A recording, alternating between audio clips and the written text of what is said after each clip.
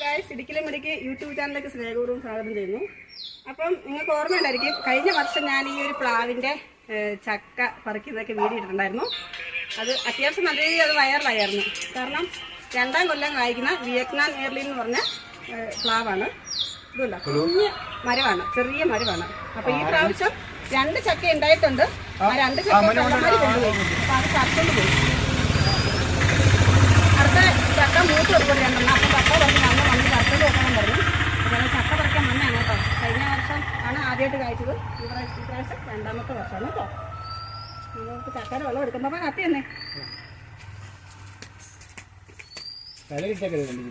ഞാൻ എന്തായാലും ഇത് എത്തത്തില്ലാത്തതുകൊണ്ട് ചക്ക തല വീണ ചാവോ?